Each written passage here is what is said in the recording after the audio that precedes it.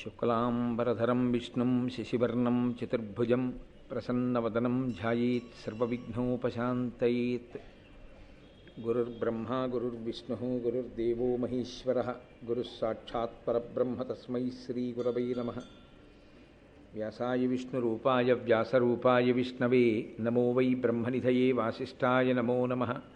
కూజంతం రామ రామీతి మధురం మధురాక్షరం ఆరుహ్య కవితాశాఖాం వందే వాల్మీకికోకిలం. శ్రుతిస్మృతిపురాణానాం ఆలయం కరుణాలయం నమామి భగవత్పాదశంకరం లోకశంకరం. వాగర్ధావివ సంపృక్తౌ వాగర్ధప్రతిపత్తయే జగతః పితరౌ వందే పార్వతీపరమేశ్వరౌ. సూక్తిం సమగ్రయతున స్వయమేవ లక్ష్మీః శ్రీరంగరాజమహిషీమధురైఃకటాక్షైః. వైదగ్ధ్యవర్ణగుణగుంభనగౌరవైర్యాం కండూలకర్ణకుహరాः కవయోధయంతి. హైమోర్ధ్వపుండ్రమజహన్మకుటం సునాసం మందస్మితం మకరకుండలచారుగండం. బింబాధరం బహుళదీర్ఘకృపాకటాక్షం శ్రీవేంకటేశముఖమాత్మనిసన్నిధత్తాం. విమలపటీ కమలకుటీ పుస్తకరుద్రాక్షశస్తహస్తపుటీ కామాక్షీ పక్ష్మలాక్షీ కలిత విపంచీ విభాసి వైరించీ. మనోజవం మరుతతుల్యవేగం జితేంద్రియం బుద్ధిమతాం వరిష్టం వాతాత్మజం వనరయూథముఖ్యం శ్రీరామదూతం శిరసా నమామి. ఆపదామపహర్తారం దాతారం సర్వసంపదాం లోకాభిరామం శ్రీరామం భూయో భూయో నమామ్యహం. నారాయణం నమస్కృత్య నరం చైవ నరోత్తమం దేవీం సరస్వతీం వ్యాసం తతో జయముదీరయేత్. హరి ఓం. పరమేశ్వర స్వరూపైన సభకి నమస్కారం.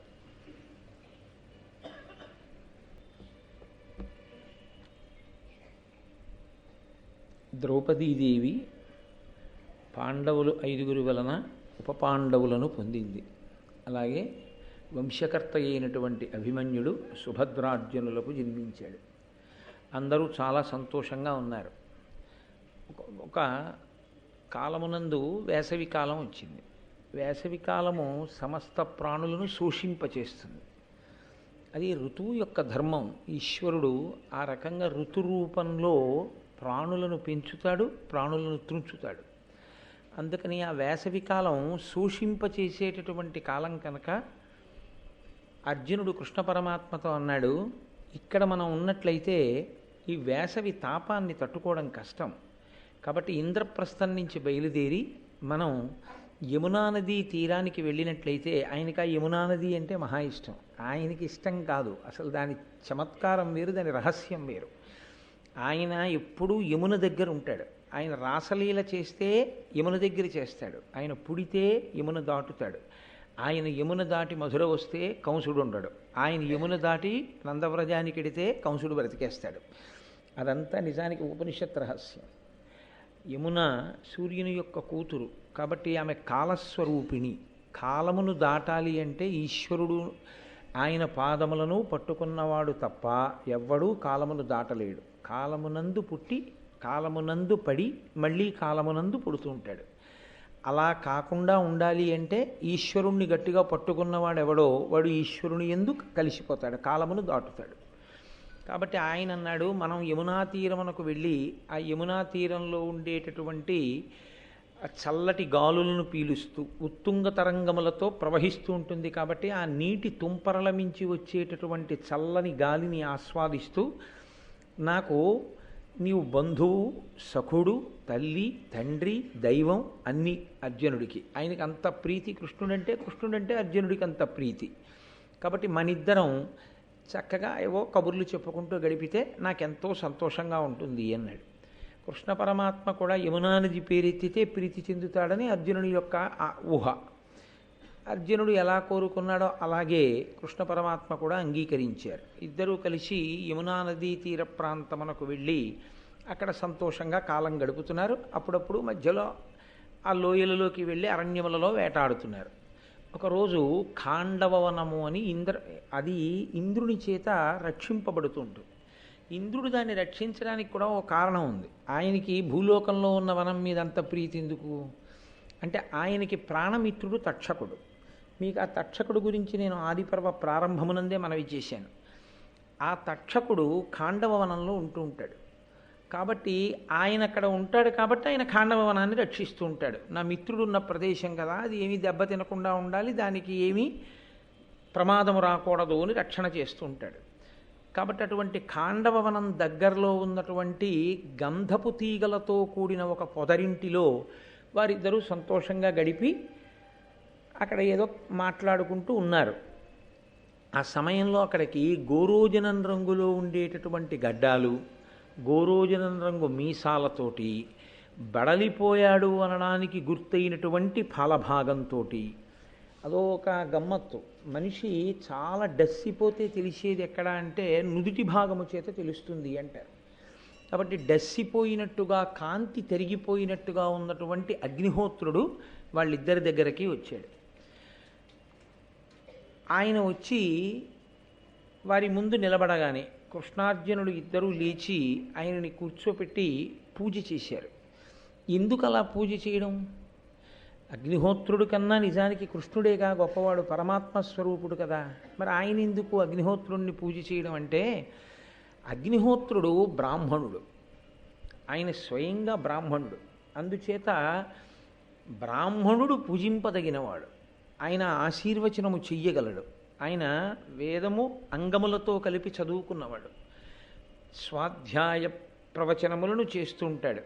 పైగా ఎప్పుడూ నిరంతరం మంత్రజపం చేసినటువంటి కారణం చేత అవతల వారికి ఆశీస్సు ఇచ్చి వారికి వచ్చే ఉపద్రవములను తప్పించగలిగినటువంటి శక్తితో ఉంటాడు. అందుకని భూసురుడు అని పేరు. అది సామాన్యమైన బ్రాహ్మణుడికే అంత పూజ ఉంటే సాక్షాత్ అగ్నిహోత్రుడు ఆయనకి ఎందుకు ఉండదు? అందుకే అగ్ని భట్టారకుడు అని పేరు, ఆయన పూజనీయుడు కనుక. అగ్నిహోత్రుణ్ణి వాళ్ళిద్దరూ పూజించారు. అసలు మీకు చాలా ఆశ్చర్యం ఏమిటంటే, మహాభారతము అని పేరు ఎందుకంటే భరతవంశమును చెప్పింది కాబట్టి అని. భరతుడు అంటే ఆయన వంశకర్త చంద్రవంశంలో. మీకు నేను భరతుడి గురించి మధ్యలో వచ్చినప్పుడు మనవి చేశాను, దుష్యంతుని యొక్క కుమారుడు. ఆ భరతుడి కథ చెప్పింది కాబట్టి భారతం కాదు. అసలు రహస్యం ఒకటి ఉంది. భరతుడు అన్న మాట ఎవరికి వర్తిస్తుందంటే అగ్నిహోత్రుడికి వర్తిస్తుంది. ఎందుచేత అంటే ఆయన భరిస్తాడు. భరించుట అంటే మీరు తీసుకెళ్ళి ఇచ్చిన దాన్ని ఆయన చాలా జాగ్రత్తగా పట్టుకెళ్ళి ఇంకోళ్ళకి ఇస్తూ ఉంటాడు. ఆయన అలా ఇవ్వడం వల్ల ఏమవుతుందంటే ఈ లోకము నిలబడుతుంది. ఈ లోకము నిలబడడం కాదు, మీరు మీ విహిత కర్తవ్యాన్ని నిర్వహించగలిగిన వాళ్ళై ఉంటారు. ఆయన అలా చెయ్యలేదనుకోండి, అసలు యథార్థానికి లోకాలన్నీ లయమైపోతాయి. అందుకే ఆయనకి హవ్యవాహనుడు అని ఒక పేరు. హవ్యవాహనుడు అంటే హవ్యమును తీసుకెడతాడు ఆయన. ఆయనకి స్వాహ స్వధ అని ఇద్దరు భార్యలు అని చెప్తాం. అది బాహ్యమునందు భార్యా శబ్దం చేత పిలుస్తాం కానీ అది నిజంగా భార్య అని కాదు. భార్య అన్న మాట వైదిక సంప్రదాయంలో ఎక్కడన్నా వాడితే అది ఆయన యొక్క శక్తి అని గుర్తు. లక్ష్మీదేవి శ్రీమన్నారాయణుని భార్య అన్నాను అనుకోండి, లక్ష్మి ఆయన శక్తి అని. పార్వతీదేవి పరమశివుని భార్య అంటే పరమశివుని యొక్క శక్తి ఆమె అని. కాబట్టి ఇప్పుడు అగ్నిహోత్రుడు భరిస్తాడు. దేన్ని భరిస్తాడు అంటే, మనం పట్టుకెళ్ళి హవిస్సు ఇచ్చామనుకోండి, హవిస్సు వేరు, కవ్యము వేరు. ఎందుకంటే హవ్యము కవ్యము అని రెండు మాటలు ఉంటాయి వైదిక సంప్రదాయంలో. హవ్యం ఎవరికి ఇస్తారంటే దేవతలకు ఇస్తారు. కవ్యం ఎవరికి ఇస్తారు అంటే పితృదేవతలకు ఇస్తారు. పితృదేవతల్ని జ్ఞాపకం పెట్టుకుని వాళ్ళకి తద్దినం పెట్టకపోతే ఏమవుతుంది అంటే, వాళ్ళు ఎవరు తద్దినం పెట్టవలసిన వాడో వాడు పెట్టకపోతే వాడిని ఏం చేయరు. వాళ్ళు వాడిని ఇబ్బంది పెట్టరు. కానీ వాళ్ళు తమ ప్రభావం ఎవరి మీద చూపిస్తారంటే తద్దినం పెట్టని వాడి బిడ్డల మీద చూపిస్తారు. కొడుకు పెట్టట్లేదనుకోండి, ఆ కొడుకు బిడ్డల మీద దాని ప్రభావం ఉంటుంది. ఎందుకనంటే దేవతలకి కూడా ఒక లక్షణం ఉంది. పుత్ర సంతానాన్ని ఇవ్వాలి అని అనుకున్నప్పుడు తిన్నగా పుత్ర సంతానాన్ని ఇవ్వరు. పితృదేవతలను అడుగుతారు, ఇమ్మంటావా వీడికి కొడుకుని ఇవ్వచ్చా అని అడుగుతారు. పితృదేవతలకి వీడు అన్నం పెడితే, వీడు జలప్రదానం చేస్తే వాళ్ళ అనుగ్రహం ఉంటే తప్ప పుత్ర సంతానం కలిగి కర్మ సంతానం రాదు అన్నారు. కర్మ సంతానము అంటే పెద్ద కొడుకు, కడుపున పుట్టిన పెద్దవాడు కర్మ సంతానం, చివరివాడు ఐశ్వర్య సంతానం. కాబట్టి పెద్ద కొడుకు ఉన్నాడు అంటే ఏమిటంటే తన శరీరం పడిపోయినప్పుడు ఈ శరీరంలో ఉండేటటువంటి పంచభూతములను బ్రహ్మాండములో ఉన్న పంచభూతములలోకి పంపించేసి మళ్ళీ ఇతను ఈ శరీరంలో ఉండగా చేసుకోగలిగాడో చేసుకోలేకపోయాడో అని ఇందులో ఉన్న జీవుణ్ణి తరింపచేయడానికి గయాశ్రాద్ధం పెడతాడు. ఎవడు గయాశ్రాద్ధం పెట్టాడో వాడినే కొడుకుని పిలుస్తుంది శాస్త్రం.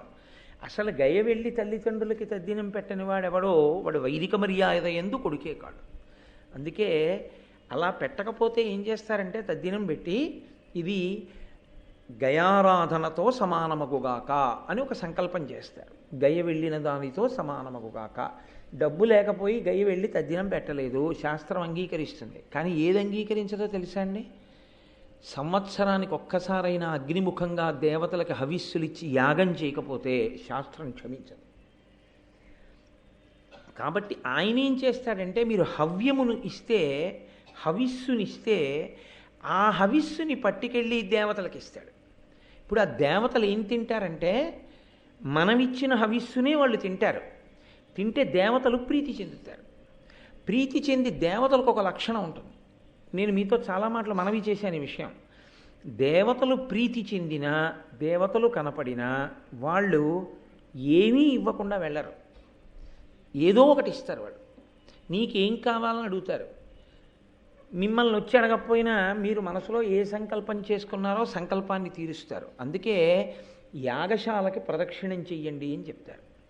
ఎందుకంటే అది దేవతలు వచ్చి హవిస్సు తీసుకుని వెళ్ళేటటువంటి ప్రదేశం అది. కాబట్టి అది పరమ పవిత్రం, దేవతల చేత తొక్కబడి ఉంటుంది. అది దానికి ప్రదక్షిణం చేస్తే దేవతలందరికీ ప్రదక్షిణం చేసినట్టు, పైగా ఒక సద్బ్రాహ్మణుడికి ప్రదక్షిణం చేసినట్టు. అగ్నిహోత్రుడు మరి హోమంలో ఉన్నాడు కదా, నేను హోమగుండము అంటారు. హోమగుండము అంటే మీరు ఇచ్చినది మీ కన్నులకు కనపడేటట్టుగా తినబడక, మీ కన్నులకు కనపడకపోయినా వేద ప్రమాణము చేత తినబడుతుంది అనే దాంట్లో సందేహము లేని ప్రదేశమేదో దానికి హోమగుండమున్న యాగశాల అని.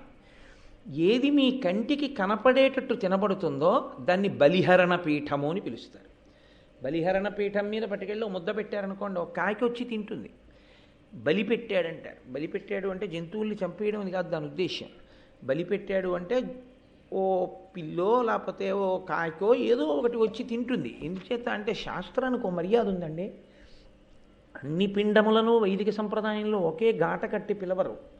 పక్షికి మాంసపిండము అని పేరు. అందుకే పక్షిని తినేస్తాయి అన్నీ. పక్షి దొరుకుతుందా అని పాము కూడా చూస్తూ ఉంటుంది. ఎందుకంటే అసలు దాని పిండమే మాంసపిండం, దాని యందు మాంసం చాలా ఎక్కువ ఉంటుంది. అందుకే పక్షుల్ని మనుష్యులు కూడా తినేస్తూ ఉంటారు. ఆ పక్షికి అన్నం పెట్టాలి. అందుకే ఇంట్లోనూ పెట్టాలి, బయట పెట్టాలి. అసలు నిజానికి అగ్నికార్యం అనేది ఎంత దూరం ఉంటుందంటే త్రేతాగ్నులు అని ఉంటాయి. అందులో శ్రౌతాగ్ని అని ఒక అగ్ని, దాన్ని పూజించాలి. అందుకే ఆహితాగ్నుడు అని ఒక పేరు. అంటే ఆయన ఎప్పుడూ అగ్నిని 2 కుండముల యందు ఆరాధన చేస్తాడు. అలా చేస్తే ఆ పేరుతో పిలుస్తారు. శ్రౌతాగ్ని అని ఉంటుంది. ఆ శ్రౌతాగ్నిలోంచే కనీసంలో కనీసం సోమయాగం సంవత్సరానికి ఒక్కసారి చేసి తీరాలి అని. ఒకవేళ సోమయాగం చెయ్యలేదనుకోండి, డబ్బులు లేవండి, నేను చేయడానికి కుదరదు కదా, అందుకని నేను చెయ్యలేదండి, నేను దరిద్రుణ్ణి అని ఒక బ్రాహ్మణుడు అన్నాడు అనుకోండి, మళ్ళీ చిత్రం ఏమిటో తెలిసే, ఇది క్షత్రియులకు వైశ్యులకు ఇతరులకు ప్రతి సంవత్సరం యాగం చెయ్యాలన్న నియమం లేదు. ఈ నియమం ఎవరికంటే బ్రాహ్మణుడికి. అలా చెయ్యని వాడు భ్రష్ట బ్రాహ్మణుడు, నేనైనా కూడా చేయకపోతే అంతే. శాస్త్రం శాస్త్రమే. శాస్త్రం చెప్పేటప్పుడు నాకు అన్వయం అయితే మళ్ళీ ఇబ్బంది ఏమో అని చెప్పడం మానకూడదు, అదో తప్పు. ప్రతి సంవత్సరం చెయ్యాలి యాగం. ఒకవేళ డబ్బు లేకపోతే భిక్షాటన చేసి యాగం చేయమన్నారు. అలా భిక్షాటనకి వెళ్ళి ఎప్పుడు వెళ్ళాలి అలా భిక్షాటనకి అని అడిగారు. వసంతకాలంలో వెళ్ళమని చెప్పారు.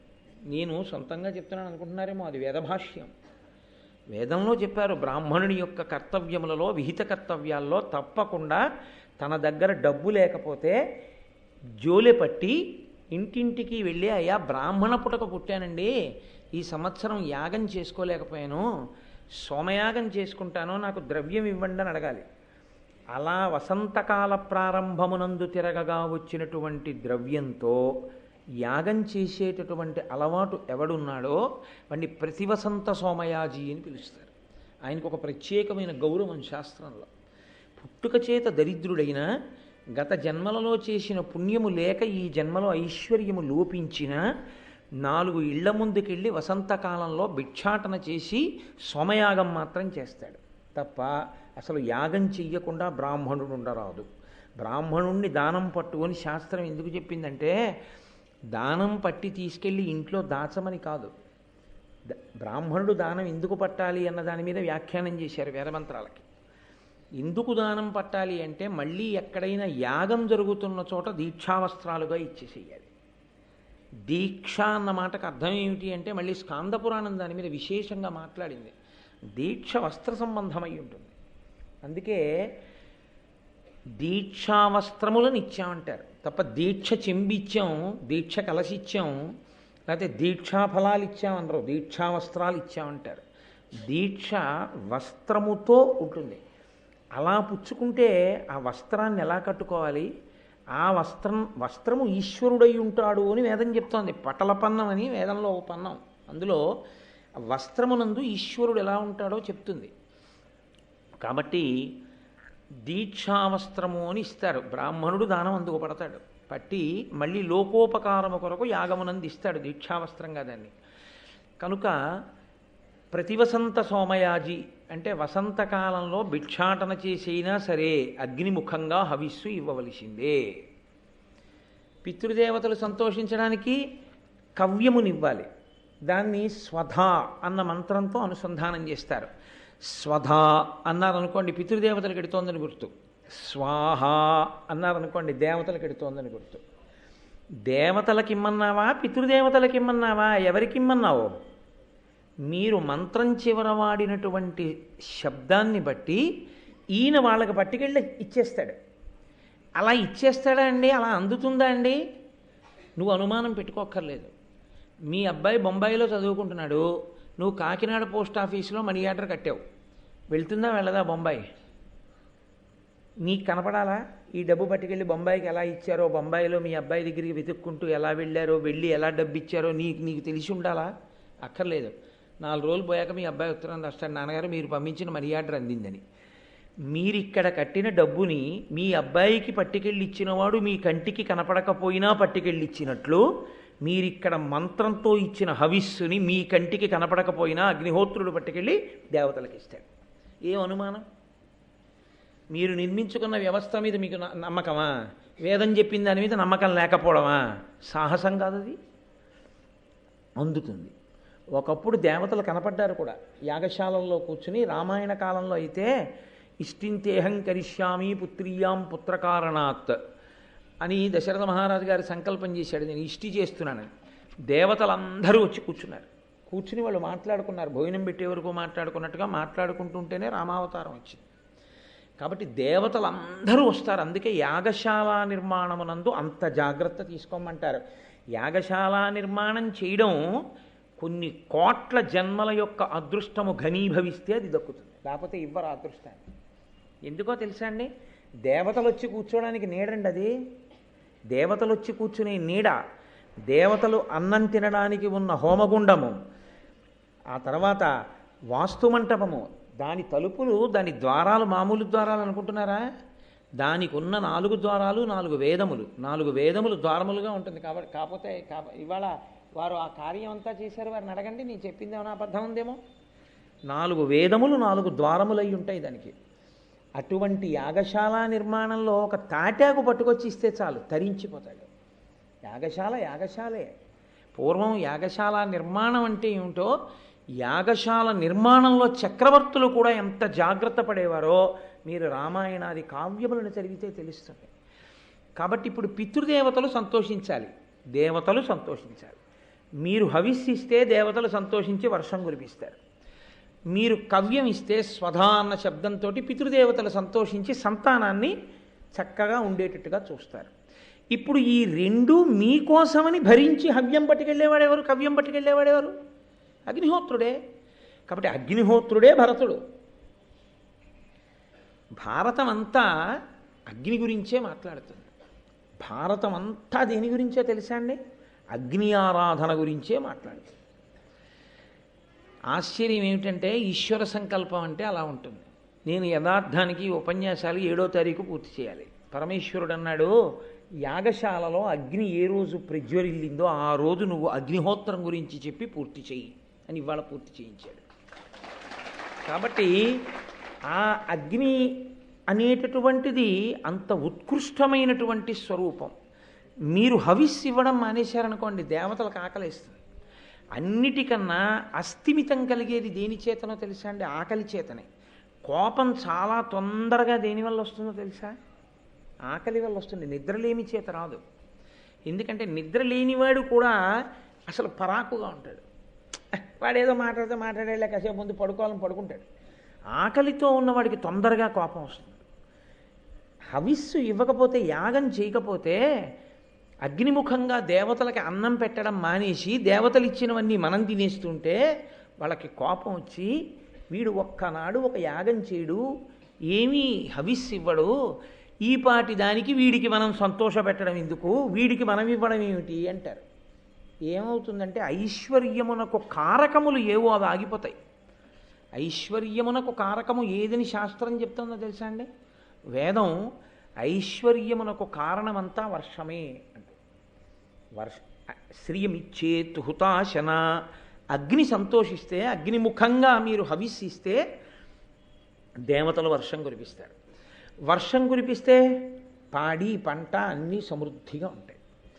కాబట్టి ఈయన అటు దేవతలకు అన్నం పెట్టి వాళ్ళని భరిస్తాడు, మనకు కావలసిన సుఖాలు ఇప్పించి మనని భరిస్తాడు.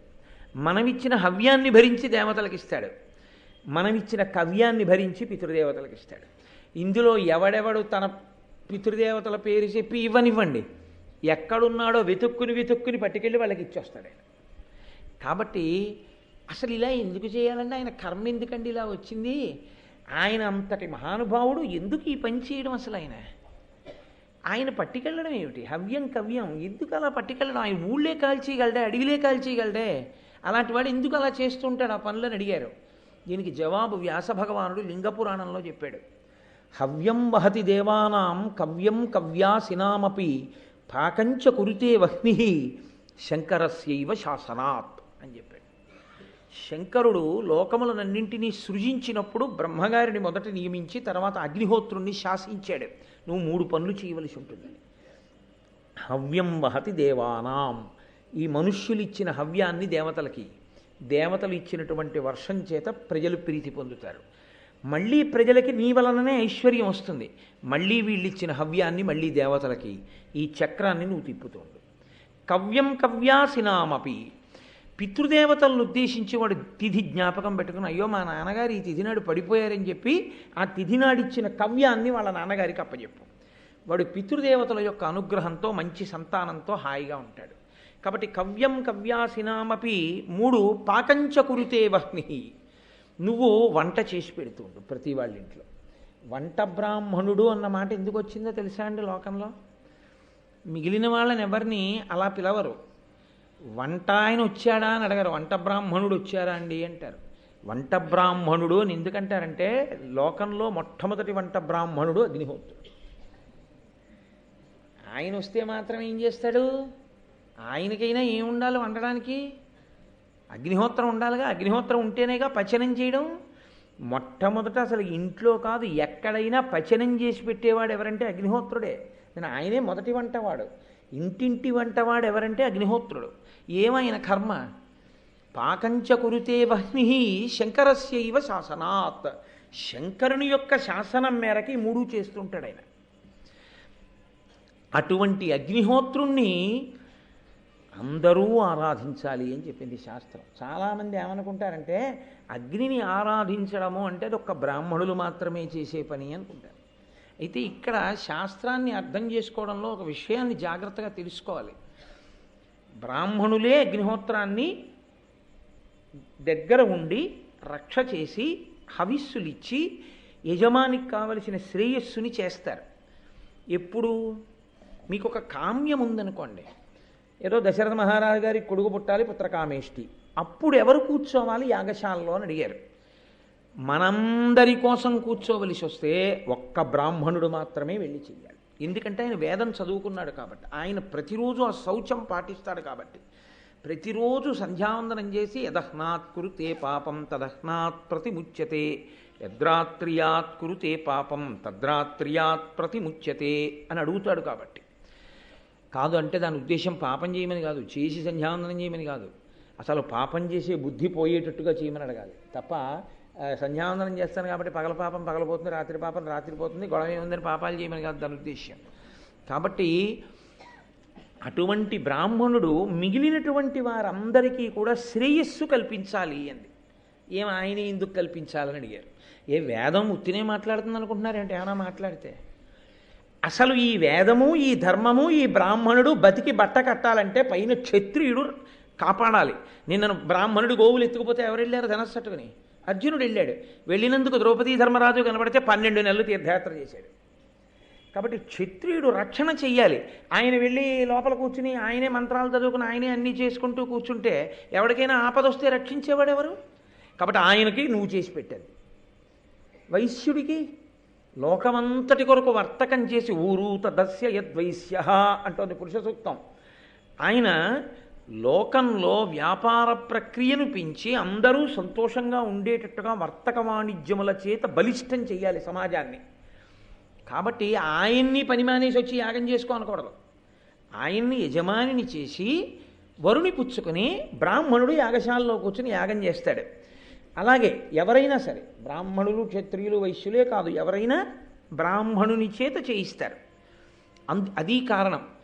ఆయన ఒక్కడే చెయ్యాలి అనడంలో ఆయనకి ఏదో తీసుకెళ్ళి కిరీటం ఆయన తల మీద పెడదామని కాదు. అలా చేయడానికి ఆయన ఎంత జాగ్రత్తగా ఉండవలసి ఉంటుందో తెలుసా అండి? ఆయన ఎంతో జాగ్రత్తగా ఉండాలి. చాలామంది ఇది తేలికనుకుంటారు. ఒక దేవాలయంలో అర్చకత్వం చేసిన వాడికి తెలుస్తుంది. ఆయనకి ఏముందండి, గుళ్ళో ఉంటాడనుకుంటారు. గర్భాలయంలో గాలి ఏమాడుతుందండి? వేసవి కాలంలో ఒళ్ళు తడిసిపోతుంటుంది చెమటతోటి. ఎంతోమంది అర్చకుల జీవితాలు పణం పెట్టేశారు. గాలి ఆడదు, ఎదురుగుండా భక్తులు ఉంటారు. ఆ అంతరాలయంలో నించుని నీరాజనాలు ఇచ్చి మీరు వాళ్ళు పొద్దుట్ నుంచి స్వరం తప్పకుండా ఎలా మంత్రభాగాన్ని అన్వయం చేస్తున్నారు. ఎవరు ఎక్కువ మాట్లాడతారో, ఎవరు ఎక్కువ స్వరానికి ప్రాధాన్యం ఇస్తారో వాళ్ళకి తొందరగా ఆయుర్దాయం క్షీణించిపోతుంది మాట్లాడడం చేత. బ్రాహ్మణుడు మహాత్యాగి. ఆయన అయినా కూడా ఒప్పుకొని శౌచాన్ని నిలబెట్టుకుంటాడు. కష్టపడి అలా శౌచంతోనే ఉండి లోకమునకు ప్రయోజనాన్ని చేకూరుస్తాడు. అందుకే బ్రాహ్మణుడు కనపడితే నమస్కరించవయ్యా అంది శాస్త్రం. అంతేగాని అదేదో మెహర్బానీ చేయడానికి ఆయన్ని ఎత్తుపీట మీద కూర్చోబెట్టి మిగిలిన వాళ్ళని తక్కువ చేసి మాట్లాడదామన్నది శాస్త్ర ఉద్దేశ్యం కాదు. ఏదైనా సరిగా అర్థం చేసుకుని మాట్లాడాలి మనం మాట్లాడేటప్పుడు. ఒక శాస్త్రాన్ని శాస్త్రకోణంలో మాట్లాడవలసి ఉంటుంది. కాబట్టి వైశ్యుణ్ణి, క్షత్రియుణ్ణి నీ పని నువ్వు చేసుకో అని చెప్పి వరుడి పుచ్చుకుని ఈయన వెళ్ళి చేసి పెడతాడు. అంటే దాని ఉద్దేశ్యం ఇంక ఎప్పుడూ వరుణిచ్చేసి అసలు ఎప్పుడూ ఏమీ చెయ్యొద్దు అనుకుంటున్నారా మీరు? కాదు. బ్రాహ్మణ, వైశ్య, క్షత్రియులే కాదు, తదితరులైన వారెవ్వరైనా కూడా అగ్నిని ఆరాధించవలసిందే. వేదం విధించింది. అగ్నిని ఆరాధించాలి, అగ్నిలోకి హవిస్సు ఇవ్వాలి. ప్రతి ఇంట్లో అగ్నిహోత్రం ఉండాలి. యథార్థమునకు వైద్యనాథ దీక్షీయము అని చెప్పి వైద్యనాథ దీక్షితీయము అని అందులో ప్రత్యేకించి బ్రాహ్మణ, వైశ్య, క్షత్రియులు కాకపోతే అగ్నిహోత్రాన్ని ఎలా ఆరాధించాలో, జాతకర్మ ఎలా చెయ్యాలో దగ్గర నుంచి సమస్తం అందులో చెప్పారు. కాబట్టి అగ్నిహోత్రం అనందు మినహాయింపు లేదు. యథార్థానికి అందరూ చెయ్యాలి. ఇది ఎంత కఠినంగా ఉంటుందో తెలుసా అండి? ఆ విషయంలో చేయకపోతే తప్పని ఒప్పుకోవాలంతే. ఏదో ఒక రోజు చేసే రోజు రావాలనాలి కానీ అబ్బాయి ఎక్కడ జరుగుతుందండి అని అనకూడదు. బ్రహ్మచర్యము అని ఒకటి ఉంటుంది. బ్రహ్మచారి సంధ్యావందనం చేసుకోవడం ఒకటే కాదు, బ్రహ్మచారి యొక్క అత్యంత విహిత కర్తవ్యం ఏమిటో తెలుసా అండి?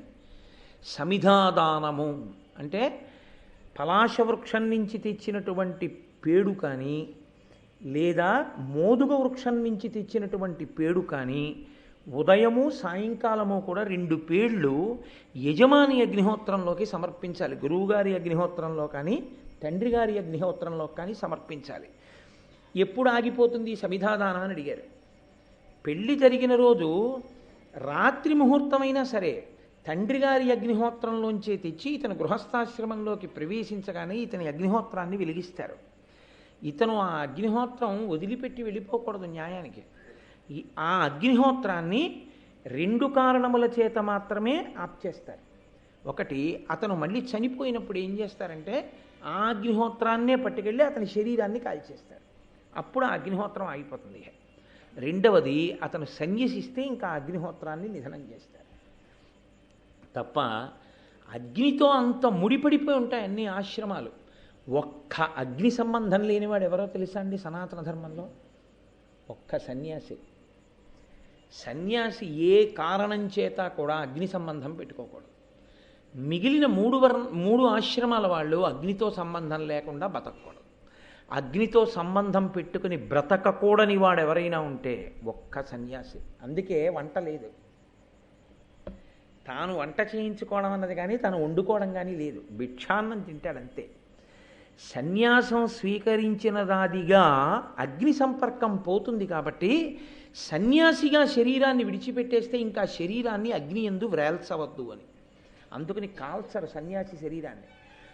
భూమిలో పెట్టేసేసి కర్పూరం వేసి పెట్టి దాని మీద శివలింగాన్ని పెడితే అధిష్టానము అంటారు, దాని మీద తులసి కోట పెడితే బృందావనము అంటారు. కాబట్టి ఇంతకీ నేను మీతో ఇవన్నీ ఎందుకు మనవి చేశాను అంటే, అగ్ని సంబంధం లేకుండా సనాతన ధర్మంలో ఉండే అవకాశం ఉందా? నాకు ఒక్క మాట చెప్పండి. అసలు లేదు. అగ్ని అంత గొప్పది. ఇన్ని భరిస్తాడు కాబట్టి ఆయన భరతుడయ్యాడు. అందుకే మీకు విచిత్రం ఏమిటంటే, మహాభారత ప్రారంభము యాగముతో, సర్పయాగం. పావులు అందులో పడిపోతాయి. మహాభారతం పూర్తయిపోవడం అశ్వమేధ యాగం. 2 యాగములు. 2 యాగములలో అగ్నిహోత్రుడే ప్రధాన పాత్ర. యాగము అంటే అగ్ని. ఆ అగ్ని లౌకికాగ్ని పనికిరాదు. అక్కడ పట్టుకెళ్ళి అగ్గిపుల్ల గీయకూడదు. కాబట్టి అరణిమంధనము అని వాళ్ళ మధ్యాహ్నం చేశారు కదా, దాన్ని మదించి తీయాలి ఆ అగ్నిహోత్రాన్ని. కాబట్టి అగ్ని గురించి మాట్లాడింది ఈ మధ్యలో ఎన్ని చోట్ల మాట్లాడిందో అగ్నిహోత్రుడు గురించి. సరే, మీరు ఆదిపర్వంలో ఎన్ని చోట్ల విన్నారు? ఆయన ఎందుకు సర్వభక్షకుడయ్యాడన్న విషయం కూడా మీరు విన్నారు. బ్రహ్మగారు ఆయనకి ఇచ్చిన వరం మీరు విన్నారు. కాబట్టి అసలు మహాభారతము భరతుడు అన్న పేరుతో ఎవరి గురించి మాట్లాడింది అంటే అగ్ని గురించి మాట్లాడింది. అగ్ని గురించి మీరు విశేషంగా తెలుసుకోవాలి అంటే మహాభారతం చదివితే అర్థమవుతుంది. కాబట్టి మహాభారతాన్ని పరమభక్తితో చదివినటువంటి వాడు సోమయాజి అయిన వాడితో సమానం. అగ్నిహోత్రం గురించి స్తోత్రం చేసిన వాడితో సమానం, పూజించిన వాడితో సమానం. అందుకే మహాభారతం ఎవరు చదువుతారో, మహాభారతం ఎవరు వింటారో అటువంటి వారికి అంత గొప్ప స్థితిని ఇస్తారు. కాదు, మీకు నేను ఒక విషయం ఇంత పూర్వం చెప్పానేమో. పెద్దలైన వారు ఎప్పుడైనా దేవాలయానికి వస్తే ఏమడుగుతారో తెలుసా అండి? ఇక్కడ ఎప్పుడైనా భారతం చదివారా అని అడుగుతారు, చెప్పారా అని అడగరు. చెప్పడం మాట దేవుడు ధర్మ సూక్ష్మ సమన్వయం చెయ్యొద్దు. అందుకని చెప్పడం మాట అలా ఉంచు. చదివారా ఎవరైనా ఇక్కడ భారతం అంటే? భారతం చెప్పక్కర్లేదు. భారతం అలా చదివేస్తే చాలు. రోజు ఎంతమంది వచ్చారు అనవసరం. రోజు భారతం చదివి ఎవడో ఒకడు కూర్చుంటున్నాడు అనుకోండి, ఎవడూ లేకపోతే గుళ్ళో అర్చకుడు ఉంటాడా, గుళ్ళో కూర్చుని భారతం చదువుతారు. 18 పర్వాల భారతము దేవాలయంలో ఎక్కడైనా చదివింపబడితే ఆ దేవాలయం యొక్క మర్యాద, దాని స్థాయి మారుతుంది. తెలుసా అండి? ఎందుకంటే అది పంచమ వేదం. వేదమంతా అగ్ని మీదే ఆధారం. అసలు ఋగ్వేదం అగ్నిమీళే పురోహితం అంటూ అగ్ని శబ్దం చేతే కదా ప్రారంభం. సరే, అలా చెప్తూ పెడితే దానికి అంతే ఏముంటుంది? అందుకని అక్కడి వరకు వినండి చాలు. కాబట్టి అగ్ని సంబంధమైనటువంటి విషయము, అగ్ని ఆరాధన చెయ్యకుండా ఉండరు. పైగా మీకు గుర్తు ఏమిటో తెలుసా అండి? అగ్నిహోత్రం కానీ మీ పట్ల ఆనుకూల్యమైతే, అగ్ని ప్రసన్నుడైతే ఉత్తర క్షణంలో మీకేమవుతుంది అంటే ఐశ్వర్యం కలిసి వస్తుంది. ఏదో ఆపదలు కూడా తప్పుతాయి తెలుసా అండి అగ్నిహోత్రం వల్ల. చాలా, అందుకే యాగశాలకు ప్రదక్షిణం చేస్తారండి. అగ్నికి ప్రదక్షిణం కాబట్టే ఆయన చుట్టూ తిరిగితే ఆయన ఐశ్వర్యం ఇస్తాడు. ఐశ్వర్యానికి ప్రధానం ఏమిటి? ఈ శరీరం ఉండడం. ఇది ఉంటే కదా ఐశ్వర్యాన్ని అనుభవించడం. ఇదే లేదు, ఇంకా ఐశ్వర్యం ఏమిటి? ఇంక ఉన్నవి ఎందుకు పనికి వస్తాయి? కాబట్టి దీన్ని అట్టే పెడతాడు ఆయన, ప్రమాదములు తప్పిస్తాడు. అందుకే యాగశాల అంటే అంత గౌరవం. సనాతన ధర్మంలో యాగశాల ఎక్కడైనా వేశారు, ఇక ఆ అవకాశాన్ని వదిలిపుచ్చుకోరు ఎవరు. యాగశాల వేశారంటే తప్పకుండా ఖాళీ చేసుకుని వెళ్ళి దానికి ప్రదక్షిణం చేస్తారు. తాను చేయకపోగా యాగశాలకు కూడా వెళ్ళి ప్రదక్షిణం చేయకపోతే వాడు ఎంతో ధూర్తుడైనా అయి ఉండాలి, రెండవది వాడు అదృష్టహీనుడైనా అయి ఉండాలి. అప్పుడే యాగశాలకు ప్రదక్షిణం చేయకుండా అదృష్టాన్ని జారవిడుచుకుంటాడు.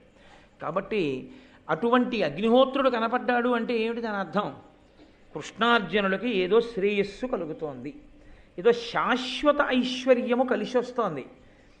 రాబోవు కాలంలో ఏదో గొప్పది సాధించడానికి కావలసిన ఉపకరణ సిద్ధి పొందుతారు ఇప్పుడు.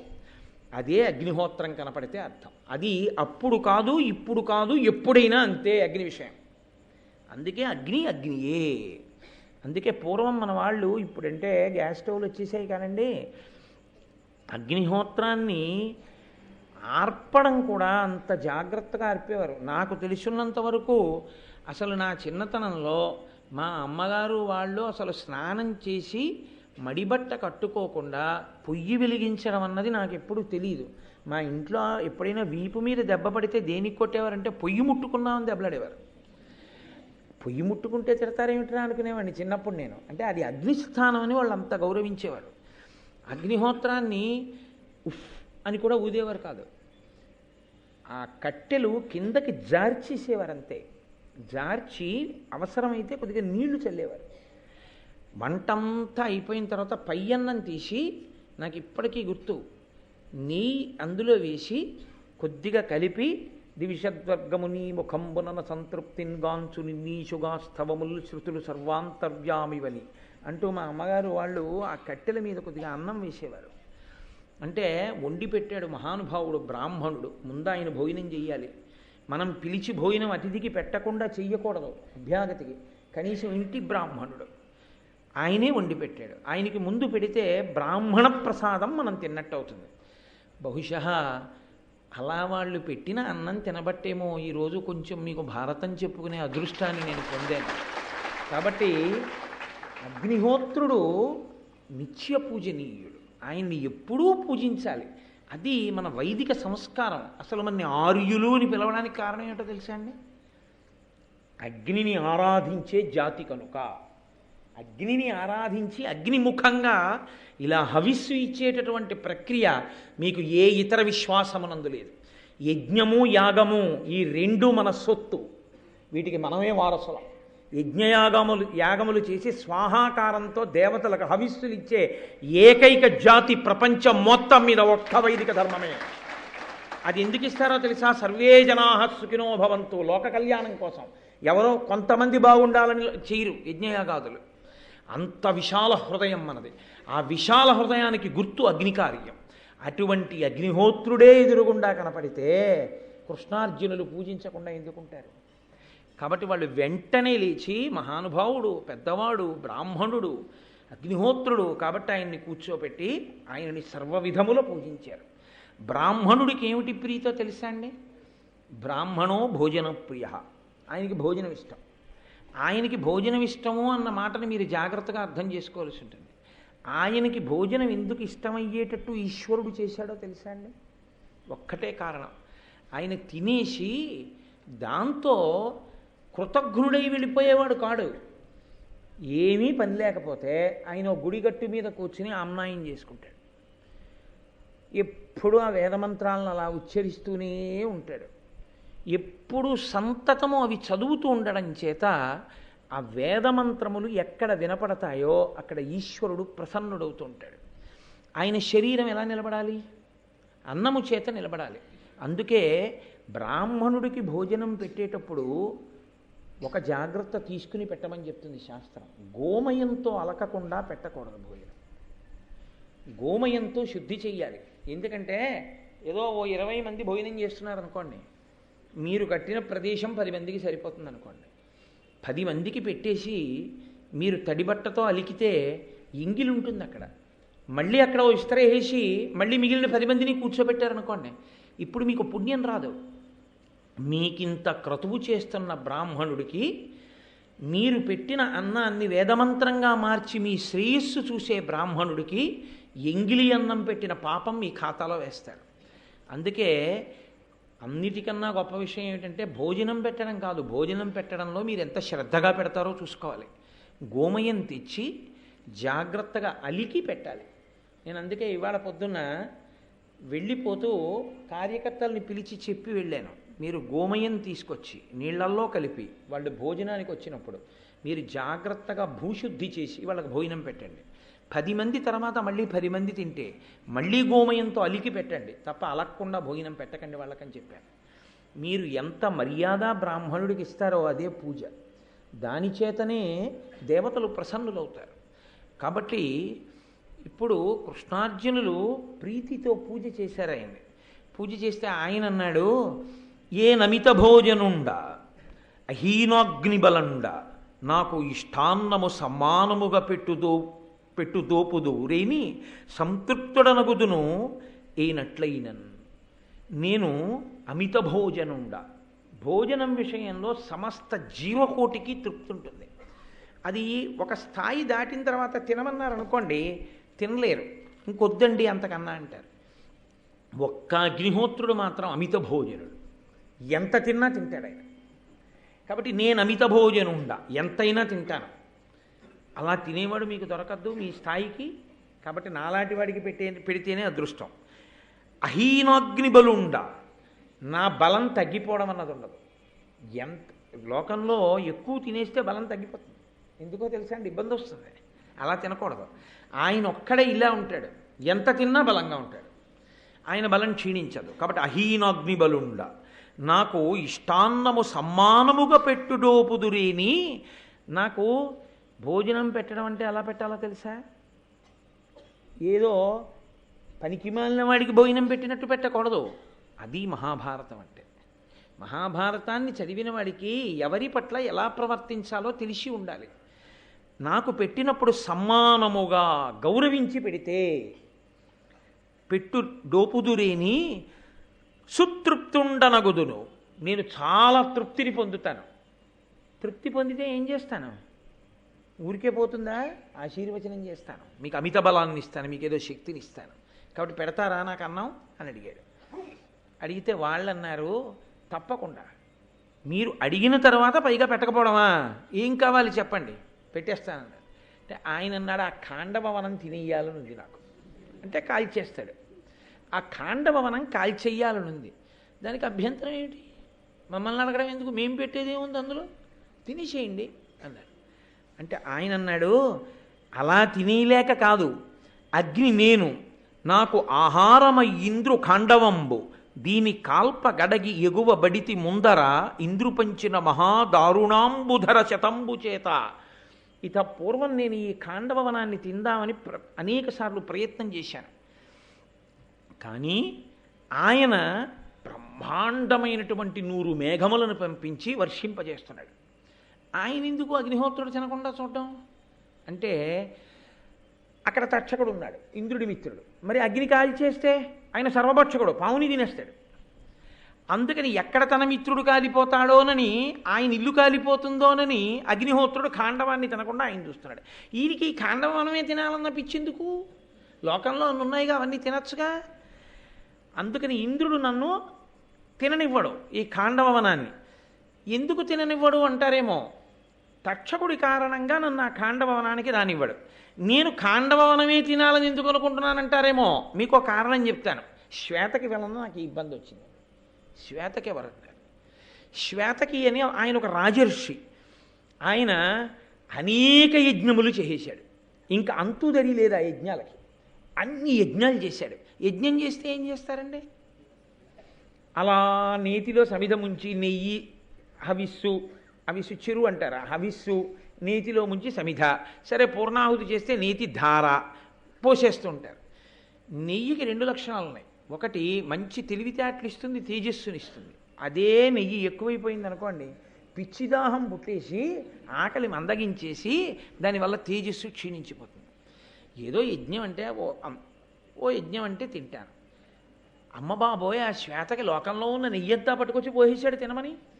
నాకున్న వ్యసనం ఏమిటో తెలుసా, ఎంత నెయ్యి పోస్తే అంత నోరెత్తి తాగుతాను. అగ్నిహోత్రం గురించి మీరు చదవాలి నిజంగా. పురాణాల్లో హోమగుండంలో అగ్నిహోత్రం అంటే ఎలా ఉండాలో చెప్తారు. సుహృతంబులయ్య శిఖులున్ కళ్యాణమిక్కాలమున్ అంటాడు బలిచక్రవర్తి. సుహృతంబులయ్య శిఖులున్, అగ్నిహోత్రపు శిఖ పైకి లేచి కుడి పక్కకి తిరుగుతోంది అనుకోండి, గొప్ప జయం కలుగుతోందని గుర్తు. అగ్నిహోత్రపు శిఖ పైకి లేచి ఎడం పక్కకి తిరుగుతోంది అనుకోండి, ప్రమాదం వచ్చేస్తోందని గుర్తు. ఎవరైనా చెయ్యి వేసేటప్పటికీ అగ్నిహోత్రం పైకి లేచిందనుకోండి, మహాత్ముడని గుర్తు. ఎందుకో తెలుసా అండి, నువ్వు వచ్చావు, అగ్నిహోత్రం పైకి లేస్తోంది అన్నాడు. శ్రీ మహావిష్ణువు వామనమూర్తిగా యజ్ఞవాటంలోకి వస్తుంటే అగ్ని పైకి లేచింది. వడుగా ఎవ్వరివాడవెవ్వడుగు సంవాసస్థలం వెయ్యది ఎడకున్ నీ వరుదించుటన్ సఫలమయ్యన్ వంశమున్ జన్మమున్ కడు ధన్యాత్ముడనైతి ఈ మఖము యోగ్యంబయ్యే సుహృతంబులయ్య శిఖులున్ అన్నాడు. నువ్వు నడిచి వస్తుంటే అగ్నిహోత్రం లేస్తోందయా యజ్ఞగుండంలోంచి, పైకి లేస్తోంది. అలా పైకి లేచిందంటే నువ్వు సామాన్యుడివి కావు, మహాత్ముడవు, గొప్ప ఉపాసన బలం ఉన్నవాడివి. ఔపాసన అన్నది అగ్నికి సంబంధించింది. అది ఆడదానికి మగాడికి కూడా చెందుతుంది. మీతో చెప్పాగా ఊక వేస్తుండాలి ఆడదని. కాబట్టి సుహృతంబులయ్య శిఖులున్ కళ్యాణమిక్కాలమున్, అగ్నిలా పైకి లేచిందంటే శుభం జరుగుతోందని గుర్తన్నాడు. నాకు ఇవాళ ఈ అగ్ని పిచ్చి పట్టుకుంది. ఆ యజ్ఞం, ఆ అగ్ని పట్టుకున్నాను కదండి, ఏదో అరగంటలో అయిపోతుంది ఇవాళ ఉపన్యాసం అనుకున్నాను. ఇది అయ్యేటట్టు లేదు. ఈ అగ్ని అని వస్తే చాలు ఎటో వెళ్ళిపోతుంది ప్రసంగం. కాబట్టి నేను ఖాండవవనమే ఎందుకు తినాలనుకుంటున్నానంటే, ఆ రాజర్షి ఎన్ని యజ్ఞాలు చేసేసి నాలో ఆజ్యధార పోసేస్తే ఆ నెయ్యంతా తినేసి నాకు అజీర్ణం పట్టుకుంది. పోనీ అక్కడతో ఆపాడు అనుకుంటున్నావా? 100 సంవత్సరముల సత్రయాగం చేస్తాను, మీరు అలాగే ఉందురు దీక్షలో అన్నాడు ఆ వచ్చిన ఋత్విక్కుల్ని. వాడు లేచి అన్నారు, నీకు బుద్ధి లేదయా, ఇదెక్కడ యజ్ఞాల పిచ్చి, ఎన్నాళ్ళయింది మేము మా కుటుంబాలు వదిలేసి. దీక్షితుడికి కొన్ని నియమాలు ఉంటాయి. యజ్ఞదీక్ష తీసుకుంటే ఊరు లోపలికి వెళ్ళకూడదు. యజ్ఞదీక్ష తీసుకున్నారనుకోండి, అదేంటి రామారావుపేటలో మా వాళ్ళు ఉన్నారండి, ఒకసారి వెళ్ళొస్తానని వెళ్ళకూడదు, దీక్షాభంగం అయిపోతుంది. అంటే ఉన్న మాట చెప్పాలి కాబట్టి చెప్తున్నాను. దీక్షావస్త్రం తీసుకుంటే దీక్ష విడిచిపెట్టేసేంత వరకు ఊరు లోపలికి వెళ్ళకూడదు. అందుకే అర్జునుడిని బభ్రువాహనుడు, రావయ్య మా అంతఃపురంలో కంటే కొడుకు, నేను దీక్షలో ఉన్నానయ్యా, నేను రాకూడదని వెళ్ళిపోయాడు ఆయన. దీక్షానియమమే. ఊళ్ళో బంధువులున్నా సరే ఊరు లోపలికి వెళ్ళకూడదు. దీక్ష ఎక్కడ తీసుకున్నాడో వాళ్ళు ఎక్కడ విడిదిచ్చారో అక్కడే ఉండాలంతే. దీక్ష అయిపోయారు. నేను ఇంకో చోటి కాసేపు అలా వెళ్ళొచ్చేస్తానండి ఒకసారి అడగనకూడదు, వాళ్ళు అలా వెళ్ళమని అననకూడదు, ఆ పాపం ఈయనకి వస్తుంది. ఈ విన్నట్టు ఉండాలంతే. కాబట్టి ఆయన ఏం చేశాడంటే, మరి దీక్ష తీసుకున్న వాళ్ళు కదండి చేస్తారు యజ్ఞం. వీళ్ళప్పటికి ఎన్ని యజ్ఞాలు, పెళ్ళం పిల్లల్ని వదిలేసి పాపం వీళ్ళు ఇక్కడ కూర్చుని చేయిస్తూనే ఉన్నారు. పోన్లే బ్రాహ్మణం కదా, చెయ్యకపోతే ఎలాగాని అన్నాడు. 100 సంవత్సరముల సత్రయాగం కూడా చేసేద్దాం, ఇది పూర్ణాహుతి అయిపోయింది కదా అన్నాడు వెంటనే.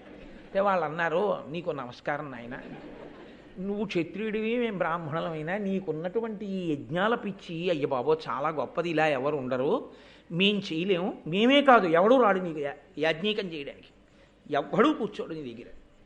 నువ్వు ఒక పని చెయ్యి, నీకు చెయ్యాలంటే విసుగు లేకుండా 100 ఏళ్ళు నువ్వు పోసేసే అగ్నిహోత్రం, నువ్వు చేసేసేటటువంటి హవిస్సు, నీకున్న సరదా తీరిపోవాలంటే పరమశివుణ్ణి పిలుచుకురా. ఆయనకు ఒకటికే బాసం పెట్టేసి కూర్చుంటే మళ్ళీ పైకి లేవని అలవాటు ఉంది.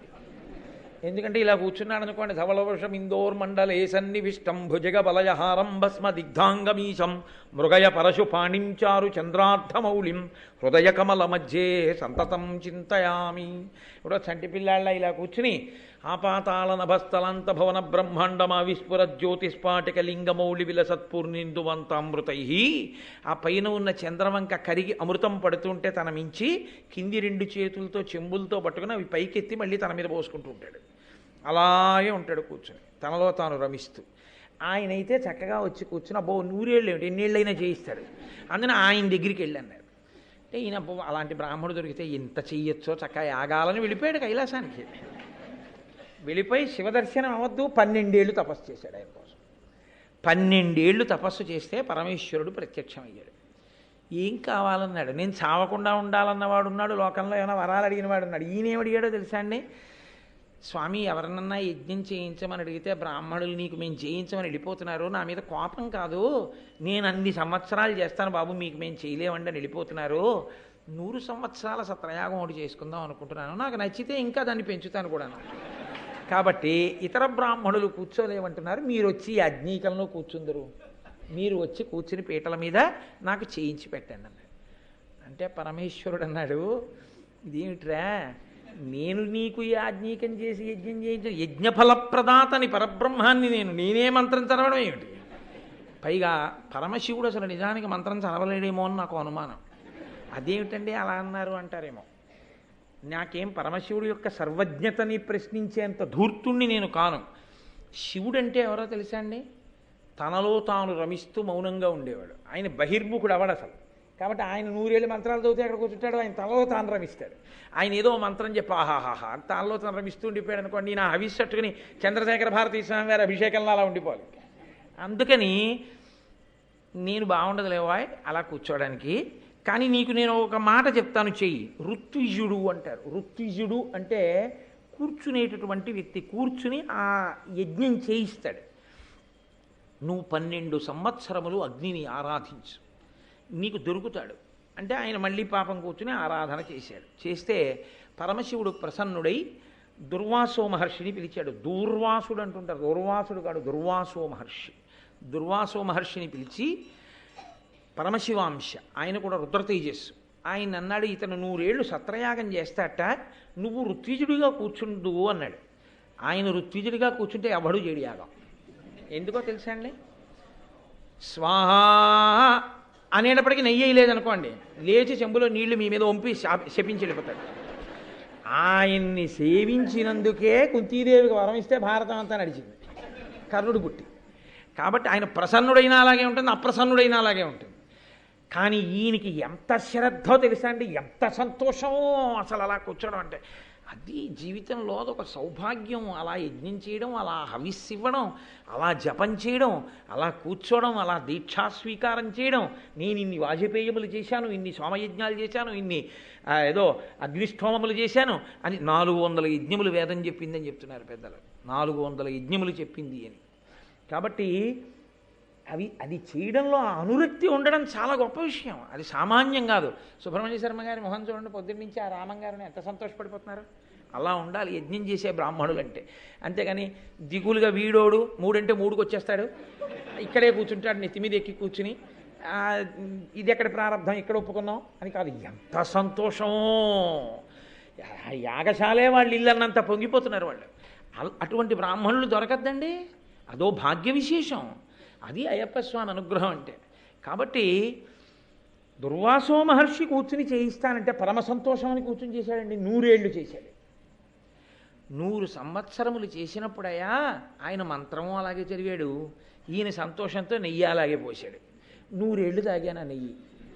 100 సంవత్సరములు ఎడతెరిపి లేకుండా నెయ్యి తాగేసి, అంతకుముందు యజ్ఞాల్లో తాగేసి, ప్రపంచం అంతా పెట్టింది ఒక ఎత్తు, ఒక్క శ్వేతకి నాకు పెట్టింది నెయ్యి ఒక ఎత్తు. ఆ నెయ్యి తిన్నందుకు గాను అజీర్ణం పట్టుకుంది, కాంతి క్షీణించిపోయింది. క్షీణించిపోతే నేను బ్రహ్మగారి దగ్గరికి వెళ్ళాను. ఆయన అసలు లోకానికంతటికీ మొట్టమొదటి కన్సల్టెంట్ ఫిజీషియన్. రాక్షసులకు ఇబ్బంది వచ్చినా ఆయన దగ్గరికి వెడతారు, దేవతలకు ఇబ్బంది వచ్చినా ముందు ఆయన దగ్గరికే వెడతారు, అగ్నిహోత్రుడికి ఇబ్బంది వచ్చినా ఆయన దగ్గరికే వెడతారు. కాబట్టి బ్రహ్మగారి దగ్గరికి వెళ్ళి, అయ్యా శ్వేతకి చేసినటువంటి యజ్ఞంలో ఇంత నెయ్యి తినేశాను, అజీర్ణంగా ఉంది, మళ్ళీ యజ్ఞయాగాదుల్లో మళ్ళీ నెయ్యి పోస్తే పుచ్చుకోలేకపోతున్నానంటే చాలా ఇబ్బందిగా ఉంటుంది, దీనికి ఏదైనా విరుగుడు చెప్దురు అన్నాడు ఆయన. మామూలు మనిషి అయితే ఓ మూలిక నవలరా అనొచ్చు, ఆయన అగ్నిహోత్రుడు, తిన్నదంతా నెయ్యి, అది విరగాలంటే ఆయన అన్నాడు, బోలెడన్ని ఔషధులు ఉన్నాయి ఖాండవ వనంలో, అది తినేయి, ఆ వనమంతా తినేస్తే నీ అజీర్ణం పోతుంది అని ఆయన అన్నాడు. ఈ వ్యాధి ఒంట తీరదు, దివ్యౌషధయుక్తమైన దివిజవనంబున్ హవ్యాసన భక్షింపు మహావ్యాధి శమంబు దాన నగునీకనినన్. ఈ మహావ్యాధి తగ్గాలంటే అదిగో ఇంద్రుడు రక్షించే ఆ ఖాండవనాన్ని తినేసేయి అన్నాడు. ఆయన పాపం 7 మార్లు ప్రయత్నించాడు తిందామని.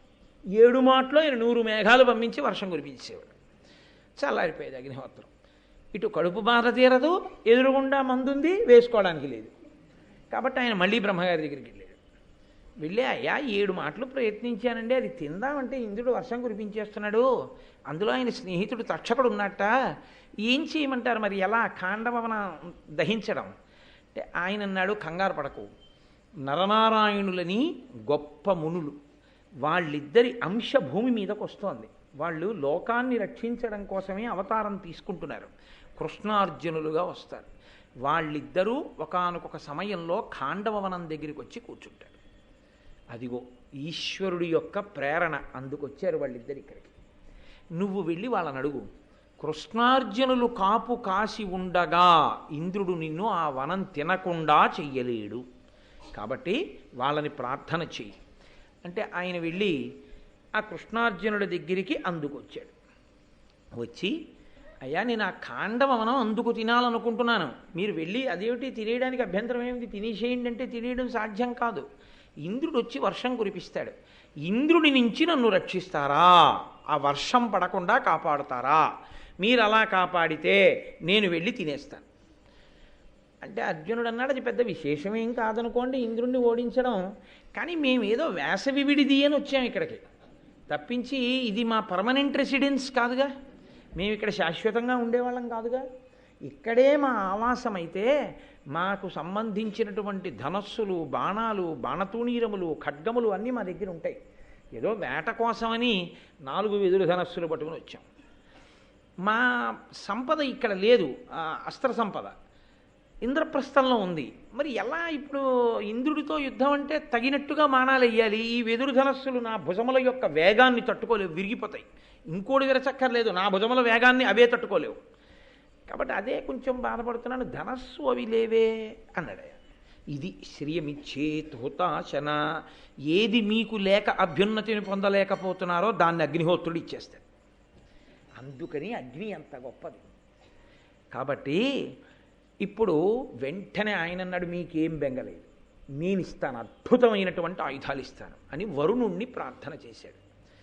ఆయన మిత్రుడే వరుణుడు, మీరు ఆశీర్వచనంలో వినుంటారు, ప్రతీచేదిశే అని ఆ పశ్చిమ దిక్కుకి అధిపతి, వరుణ ప్రసాదాత్ పుత్రపౌత్రాభివర్ధనమశ్నుతే, ఆయన పుత్రపౌత్రులను వృద్ధి చేస్తాడు, వంశం నిలబడుతుంది వరుణుడి యొక్క అనుగ్రహం చేత.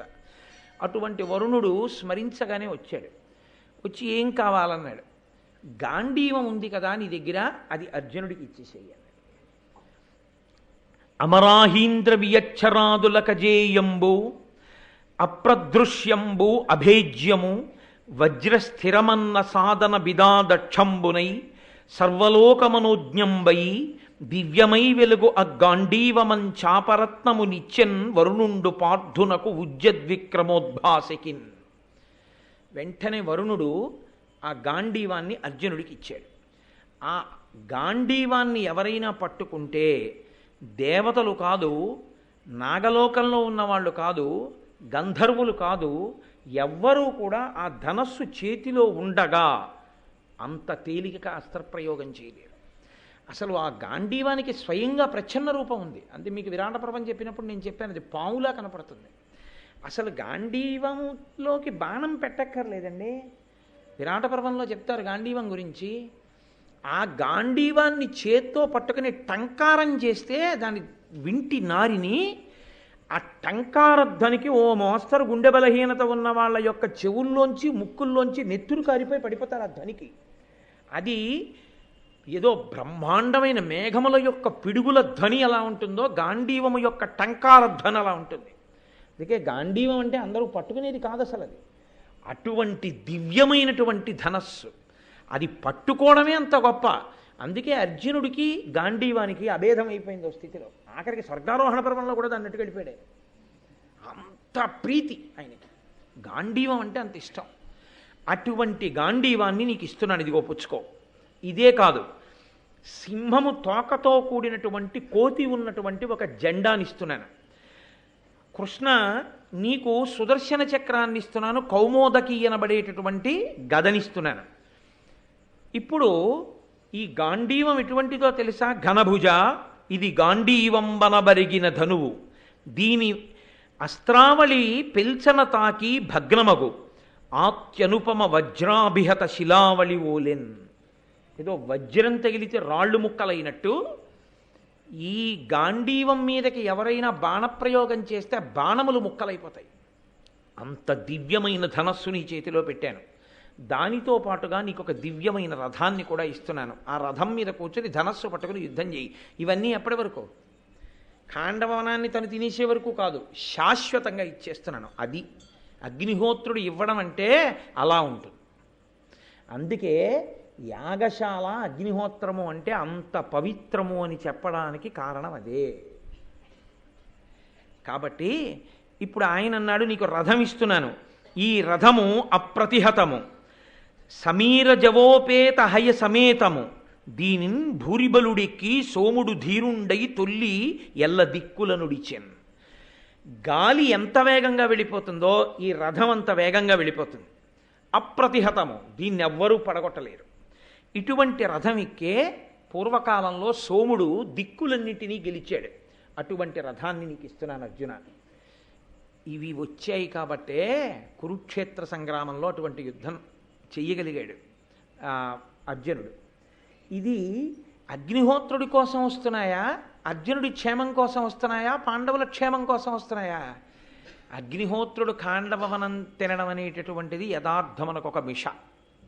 అది బ్రహ్మగారి పిలిచి ఇంద్రుడికి చెప్పచ్చు. తక్షకుండా ఎక్కడికో బొమ్మనాయన తినాలి తప్పదని కాదు. ఆ కృష్ణార్జునులకు ఇటువంటి ఆయుధములను ఇప్పించాలి. అందుకని కడుపు నిప్పితో కూడా అన్నాళ్ళు అలాగే ఉంచాడైంది. అగ్నిహోత్రుని యొక్క అనుగ్రహం అంటే అలా ఉంటుంది. అదే